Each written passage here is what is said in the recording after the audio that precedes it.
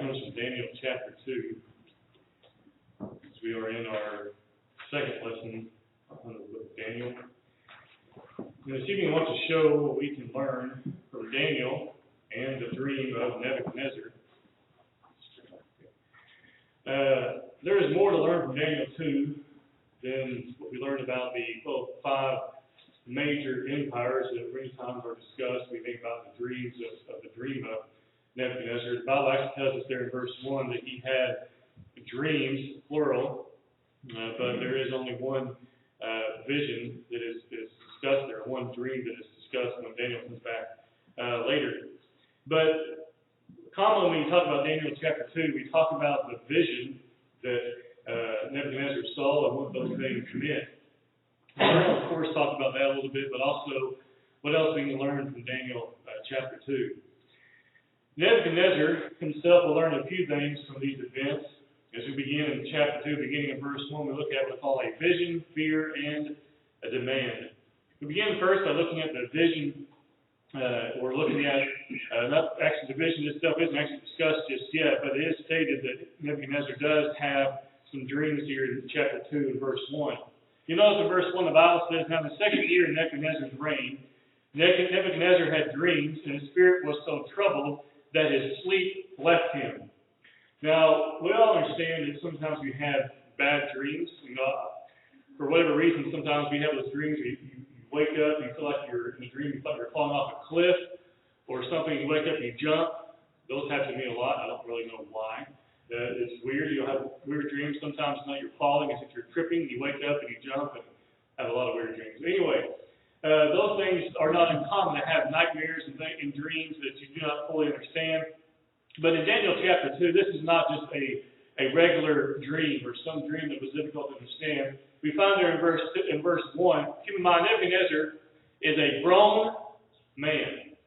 We're not talking about some child who got afraid by some scary dream or some monster beneath his bed. He tells us there in verse 1 that he had dreams, plural, and his spirit was so troubled that his sleep left him, which means he could not go back to sleep because these dreams rattled him so much that he could not go back to sleep. Now keep in mind, this is a man who was in a position of comfort. After all, he's the king, right? And so he had no reason to really stress in the evening. He was in a place of comfort, a place of relaxation in his palace. And we find out in verse 1 that none of those things seem to matter as he has these dreams that were so frightening that his spirit was troubled, that he was troubled or upset, and that his sleep left him, so he could not go back to sleep. In verses 2 and 3, the Bible says, "And the king gave the command to all the magicians, the astrologers, the sorcerers, and the Chaldeans to tell the king his dreams." So they came and stood before the king. So in verse 1 we have the dreams, but there's only one vision that's mentioned there, so it would seem that the vision he sees is the same one, but repeatedly. But we find in verse 2 and 3, he calls these individuals to him. Notice who he calls, and keep this in mind. You think about the response here in verse 2, that he calls who? The magicians, the astrologers, the sorcerers, and the Chaldeans to tell the king. Now notice, not just the interpretation there, but also he says in verse 2, his dreams. So they are to tell him what his dream was. And some commentators like to point out that it seems that he could not recall his dream, or at least not recall it fully, because when he does hear it later from Daniel, he recognizes it as being true.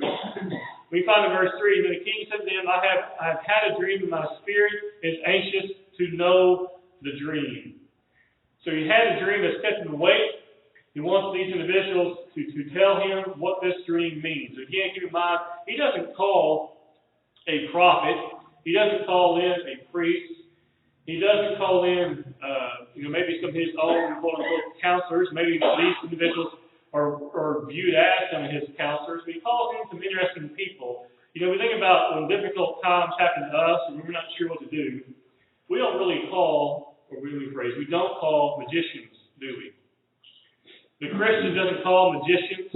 They don't turn to astrologers, to so-called sorcerers, or to any other group to help them, except for faithful Christians. We find in verse 4 and following, the fear that Nebuchadnezzar is now going to steal upon these men because he also was afraid. We go back to verse 1. This dream has greatly bothered him. And as a result, now we find in verse 4, he's going to demand these individuals tell him his dream and tell him what it means. Verse 4 says, And the Chaldeans spoke to the king in Aramaic, O king, live forever. Tell your servants the dream, and we will give the interpretation. The king answered and said to the Chaldeans, My decision is firm. If you do not make known the dream to me and its interpretation, you shall be cut in pieces, and your houses shall be made an ash heap. Now keep in mind, you find there in verse 4, they real slick kind of say, well, just tell us the dream, right? But in verse 5 he says, no, my decision is firm. If you do not make known to me the dream, right? Now notice, they have to tell him what his dream was. The level of difficulty just went through the roof with that, wasn't it? You know, sometimes if you look into it a lot of times, those who call themselves palm readers or quote-unquote psychics, many times it takes place when you go into talk to those individuals. I've never done this, so just to clarify this. But you look into what happens many times, they'll ask you certain questions, and what they do through those questions is they pull out what you want to hear. And so when they begin to read your palm or to do that psychic reading, they in turn tell you what you want to hear. Now we find here, though, in verse 5, he tells them that they're going to tell him the dream. He's not going to tell them the dream because it seems that he at least doesn't remember all of it. Some say that perhaps he doesn't remember any of it. I don't think that's really true because he recognizes the truth that Daniel tells him. But we find there in verse 5, he says, My decision is firm, which means, no, this is what you're going to do instead. If you do not make known the dream to me, now notice, its interpretation, two things there.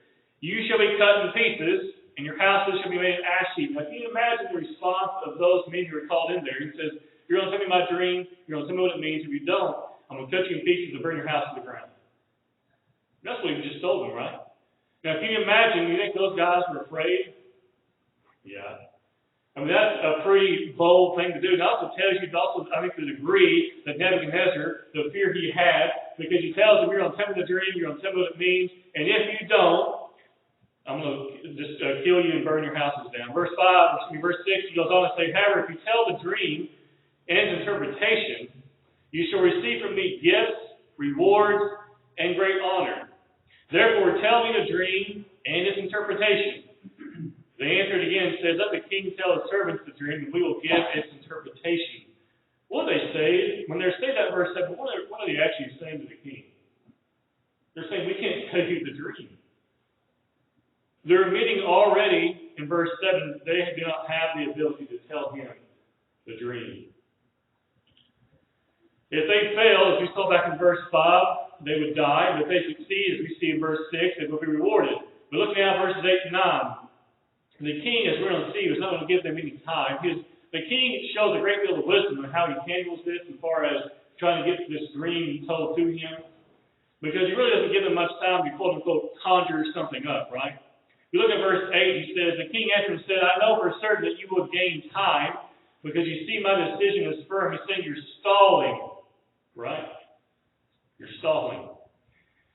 Because you see my decision is firm. If you do not make known the dream to me, there is only one decree for you. Well, that decree is you're going to die, right? For you have agreed to speak lying and corrupt words before me till the time has changed. Therefore, tell me the dream, and I shall know that you can give me its interpretation. He's saying that you're stalling back there in verse 8. Then in verse 9 he says, For you have agreed to speak lying and corrupt words before me till the time has changed. Means what? Until I change my mind. You decided you're going to speak lying words and corrupt words. But then he says, Therefore tell me the dream, and I shall know that you can give me its interpretation. So if you can tell me the dream, then I'll believe your interpretation of it, right? We continue reading here in verse 10. Then the Chaldeans answered the king and said, There is not a man on earth who can tell the king's matter. Therefore no king, lord, or ruler has ever asked such things of any magician, astrologer, or Chaldean.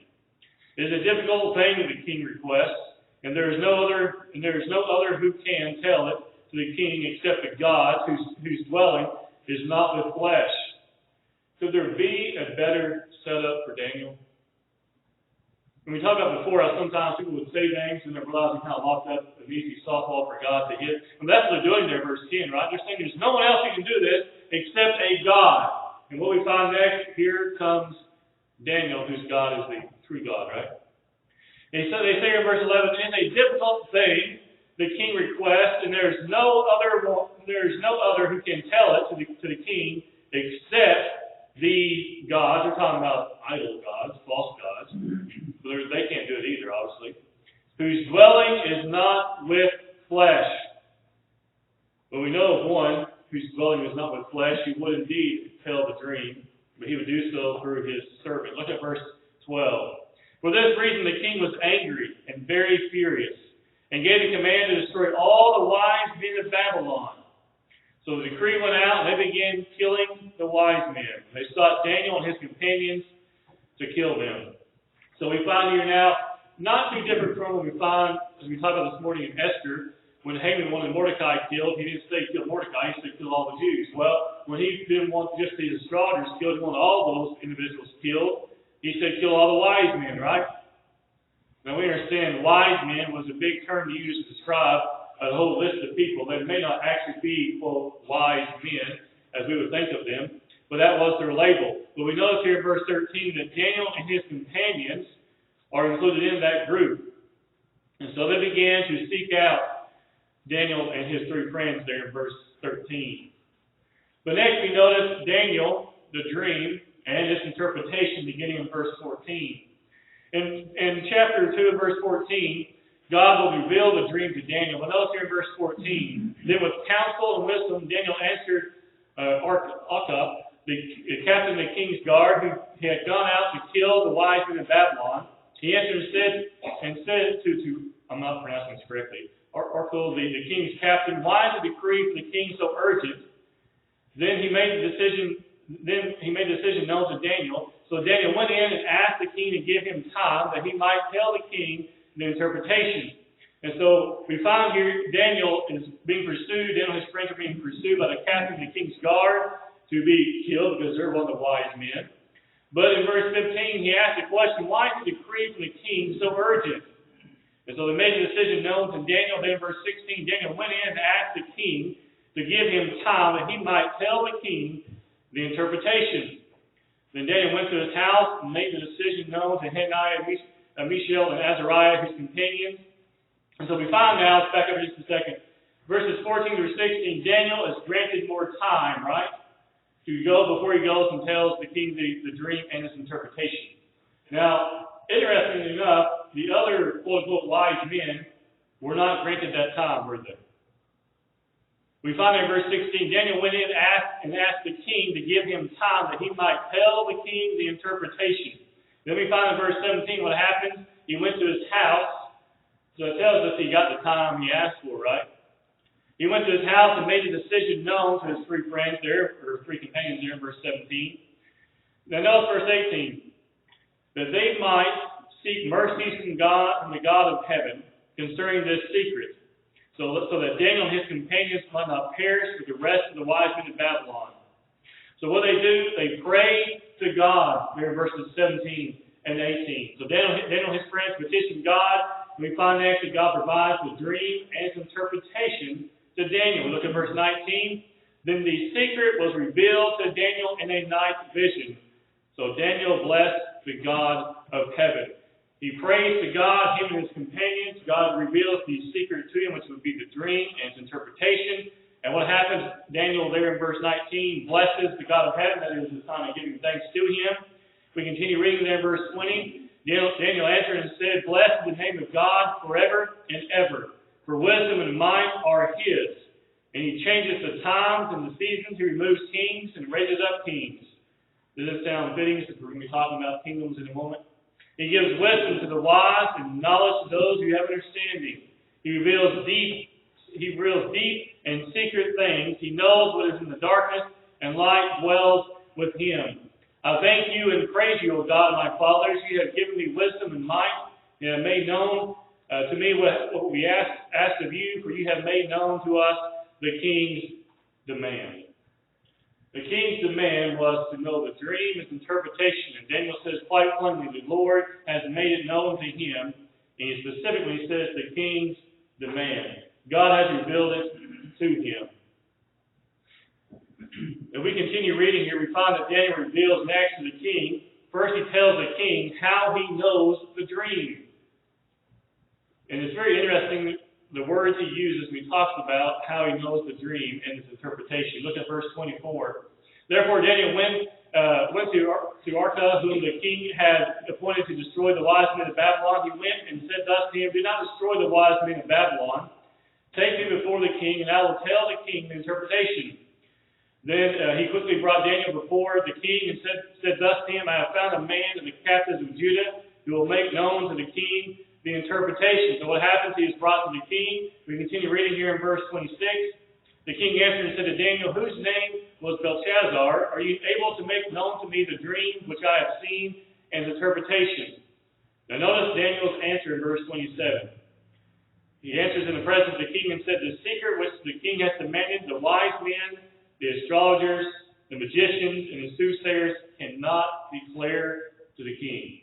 He first starts off by saying these men, who, remember those are the first ones who he called, says they can't tell you what the dream is. They cannot declare to the king. But looking at verse 28, you notice he doesn't say I can, he says God, the one true God, can, right? But there is a God in heaven who reveals secrets. He has made known to King Nebuchadnezzar what will be in the latter days. Your dream and the visions of your head upon your bed were these, and he began to tell him what those things were. And so the first thing he does is tell him how he knows the dream, his interpretation, because God has given it to him, right? There is a God in heaven who reveals secrets. He talks about there in the latter days. Those latter days would be a reference to the gospel age, that being there during the time of the apostles, specifically there later in Acts chapter 2, as we'll talk about here in a moment. We continue reading, we find the dream and the interpretation thereof in verse 29 through verse 35. He says, as for you, O king, thoughts came to your mind. And notice how specific he is. This isn't broad. This isn't something that he just kind of talks about some vague things. He is very detailed. Notice what he says here. Thoughts came to your mind while on your bed about what will come to pass after this. And he who will reveal secrets has made known to you what will be. But as for me, this secret is not revealed to me because I have more wisdom than anyone living, but for our sake who make known the interpretation of the king, and that you may know the thoughts of your heart. You, king, were watching, behold, a great image. This great image, whose splendor was excellent, stood before you, and its form was awesome. This image's head was of fine gold, its chest and arms of silver, its belly and thighs of bronze, its legs of iron, its feet partly of iron and partly of clay. You watched while a stone was cut without hand, which struck the image on its feet of iron and clay and broke them in pieces. Then the iron, the clay, the bronze, the silver, and gold were crushed together and became like chaff from the summer threshing floors. The wind carried them away so that no trace of them was found. And the stone that struck the image became a great mountain and filled the whole earth. That's pretty detailed, isn't it? He talks about this image and all its pieces there, backing up there in verse 32. Its head was of fine gold, its chest and arms of silver, its belly and thighs of bronze, its legs of iron, its feet partly of iron and partly of clay. That's a lot of detail. Not something that's very generic, but great detail. He goes on to say, you watched while a stone was cut without hands, which struck the image on its feet of iron and clay and broke them in pieces. He goes on to talk about how it's crushed, it's broke, and is what is blown away. And the stone became, there in verse 35, became a great mountain and filled the whole earth. But that's not all, is it? Verse 36, he says, this is the dream, now we will tell you the interpretation of it before the king. You, O king, are a king of kings. So it doesn't say the king of kings, it says a king of kings, right? So he's not talking to him like as if he is God, but he is a tremendous king among all the other kings who come after him. He says, for the God of heaven has given you a kingdom of power a kingdom, power, strength, and glory. And wherever the children of men dwell, or the beasts of the field and the birds of the heaven, he has given them into your hand, has made you ruler over them all. You are this head of gold. That is what he is, a mighty kingdom, obviously, a mighty empire. And so we continue reading here in verse 39. He says, "But after you shall rise another kingdom inferior to yours, then another, a third kingdom of bronze, which shall rule over all the earth. And the fourth kingdom shall be as strong as iron, as much as iron breaks in pieces and shatters everything. And like iron that crushes, that kingdom will break in pieces and crush all the others." Now there were, we'll get to this in a second. Let's continue reading. Verse 41. "Whereas you saw the feet and toes, partly of potter's clay and partly of iron, the kingdom shall be divided. Yet the strength of the iron shall be in it, just as you saw the iron mixed with ceramic clay. As the toes of the feet were partly of iron and partly of clay, so the kingdom shall be partly strong and partly fragile. As you saw iron mixed with ceramic clay, they will mingle with the seed of men, but they will not adhere to one another, just as iron does not mix with clay. And in the days of these kings, the God of heaven will set up a kingdom which shall never be destroyed, and the kingdom shall not be left to other people. They shall break in pieces and consume all these kingdoms, and it shall stand forever. And as much as you saw that the stone was cut out of the mountain without hands, and that broke in pieces the iron, the bronze, the clay, the silver, and the gold, the great God has made known to the king what will come to pass after this. This dream is certain, its interpretation is sure." Now, there were 5 major world empires that followed one after another after the Israelites inherited the land of Canaan. The Assyrians, however, were already out of existence, passed out of existence, so we really only have the Babylonians, the Medes and the Persians, the Greeks, and the Romans. Sometimes the Medes and the Persians are referred to as the Medo-Persian. And so the 4 kingdoms here that are mentioned are, of course, is Babylon, and then the Medo-Persian, which is represented by the breast of arms, and the breast and arms of silver. The empire lasted until the takeover of Alexander the Great in about 331 BC. The third kingdom being Greece, which is responsible for a lot of the Greek language coming into the area later. And then, of course, the fourth one being Rome.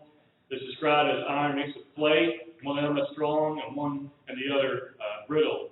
The latter days is a reference to what we might call the gospel age. The promise was that in the days of the fourth empire, the fourth world empire, the fourth from the Babylonian with Nebuchadnezzar as its head, the God of heaven would set up a kingdom that would never be destroyed. This prophecy was fulfilled when the church was established on the day of Pentecost through the days of the Roman Empire in Acts chapter 2.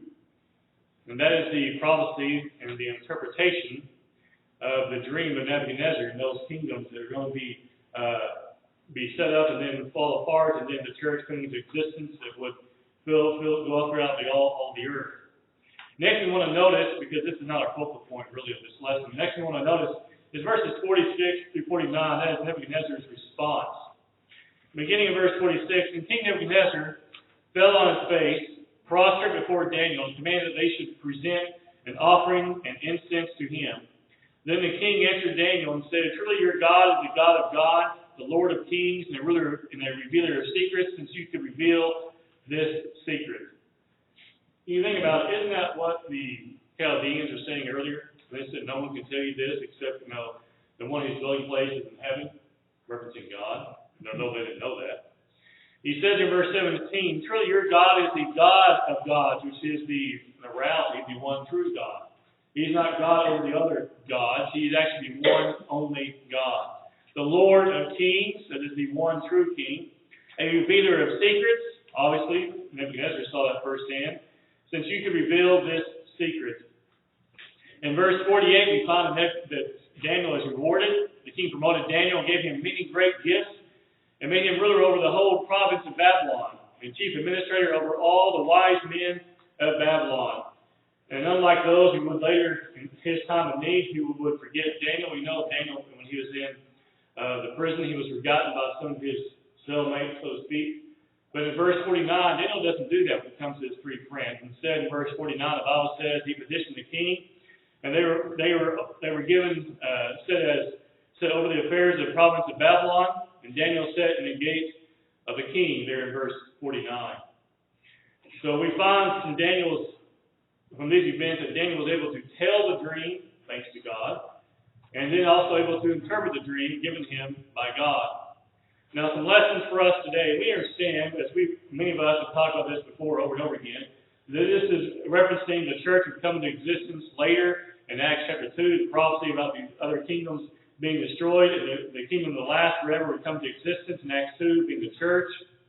But something else we want to notice is, as far as lessons for us today, is that the wicked offer little aid or little help. You know, when Nebuchadnezzar, back in the beginning of chapter 2, the Bible says he called the magicians, the astrologers, the sorcerers, and the Chaldeans to tell the king his dream, so they came and stood before the king.